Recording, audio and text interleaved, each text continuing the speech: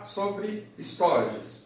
O que são storages? São unidades de armazenamento de dados, geralmente utilizam discos, tá?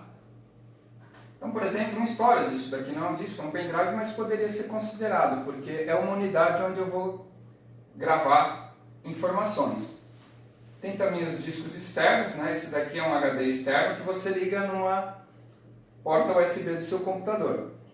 É bastante utilizado isso daqui, mas ele tem algumas desvantagens. Por exemplo, ele está ligado num determinado computador.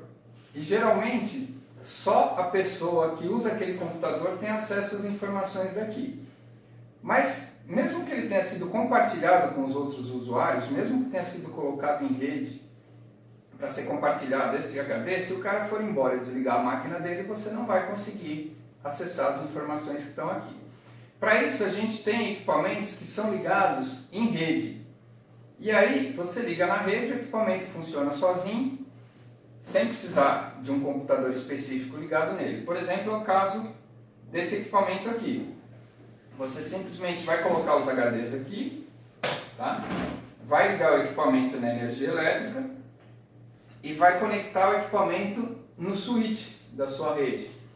E aí, ele vai estar lá, qualquer um vai poder acessar esse equipamento a qualquer hora, independente do usuário. Então, por exemplo, ele não vai precisar, olha, que nem no caso do HD externo, a máquina a qual ele está ligado precisa estar na rede. Não pode ser desligado. Esse equipamento aqui, você pode desligar todos os computadores da empresa. Ele vai continuar lá. A hora que você ligar qualquer um dos computadores, ele está na rede e você consegue acessar os dados dele. Lógico que esse aqui é um equipamento mais frágil, tá? Não é muito recomendável o uso dele para informações muito importantes, porque ele só tem uma fonte, né? Ele tem uma quantidade mais limitada de discos, não são discos para uso profissional. Então, esse equipamento aqui é um equipamento que você pode utilizar numa pequena empresa que não tem muita demanda de informações, mas mesmo tendo um equipamento desse, é interessante você não depender só dele, você ter as informações gravadas nele e em mais algum lugar, para você não ficar na mão caso ele venha dar algum tipo de problema. Então aqui a gente tem dois modelos de storages, um pouco mais novo, o outro um pouco mais antigo. Basicamente, o que eles fazem? A mesma coisa, eles funcionariam como um HD externo, só que um pouco mais sofisticado e, lógico, com mais capacidade. Esse aqui de baixo, ele ainda utiliza aqueles discos um pouco maiores, são discos que a gente chama de 3,5 polegadas. Aqui eu consigo colocar 15 discos. Esse storage aqui, ele utiliza discos um pouco menores, discos de 2,5, semelhantes àqueles que vocês têm em notebooks. Aqui eu já consigo colocar 25 discos. E uma outra coisa, como aqui eu tenho uma capacidade de armazenamento um pouco maior, a gente geralmente forma o que são chamados de RAIDs, tá? O que é isso? A gente vai explicar no vídeo posterior, mas o RAID seria o seguinte, por exemplo, eu não vou gravar a minha informação num único disco, eu vou gravar ela, por exemplo, se for uma determinada configuração de RAID, vou gravar em 2 discos, a mesma informação. Então, se der problema num disco, o disco quebrar, não vai me acontecer nada, porque eu ainda tenho essa informação no outro disco. Existem configurações que, por exemplo, eu vou ter 3 discos para armazenar minha informação, só que ela vai estar armazenada aqui e também dividida entre os outros 2, ou seja, eu vou ter uma configuração que se eu perder um desses discos, com a informação que eu tenho nos outros 2, eu ainda consigo recuperar a informação que eu tenho nesse disco que eu perdi. Uma outra coisa importante é o seguinte,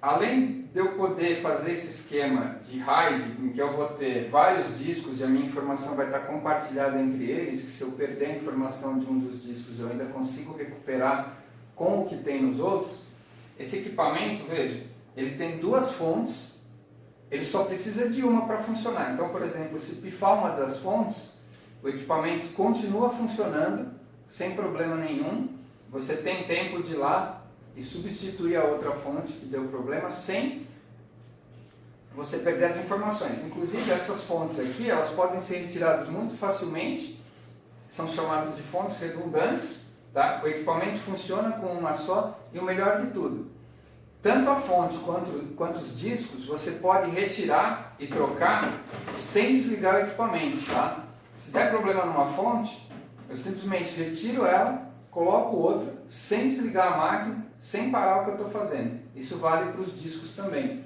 Qualquer disco que der problema, eu retiro ele, coloco um novo, sem desligar o equipamento, sem ter a perda de dados. Quem é que controla o gerenciamento desses discos, tá? A gente tem uma controladora.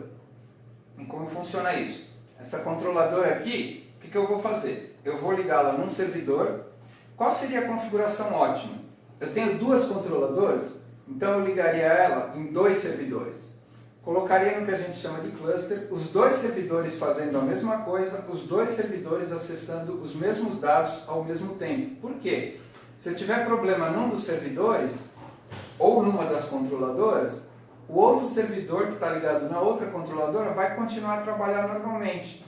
Então, para o servidor não tem problema, o outro servidor continua funcionando, continua gravando e lendo os dados, e aí aquele servidor que deu problema eu tenho um tempo para ver o que aconteceu, fazer um diagnóstico, fazer o reparo, sem ter perda nenhuma de desempenho no meu equipamento. Então, o ideal é isso, você ter dois servidores ligados cada um numa controladora, que aí você tem total redundância. Falhou um dos servidores, falhou uma das controladoras, você vai continuar com o seu equipamento funcionando, não vai perder dados, seu sistema não vai deixar de funcionar. Então, esse storage aqui é bem legal por causa disso, né? É uma solução assim que você está com uma tolerância à falha. Falhou disco, você não vai perder nada.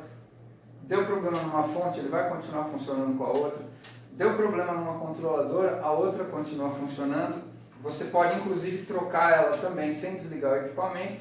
Então é uma solução bem bacana para você ter, porque é uma solução robusta, com previsão, né, com uma tolerância aí a falhas, que o equipamento continua funcionando mesmo quando você tiver algum defeito em alguma peça.